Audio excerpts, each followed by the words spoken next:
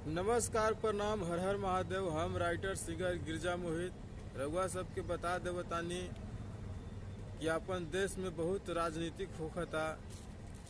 तो हमारे सिंगर लोग कंपटीशन के गाना गा रहल बाड़े और कंपटीशन होखता। तो रउआ सबके लेके आयल बानी रउआ सबके बीच में। राजनीतिक में जहाँ तहाँ दंगा फसाद होखता, मारपीट होखता, तो वही पे एक मैटर लैले बानी।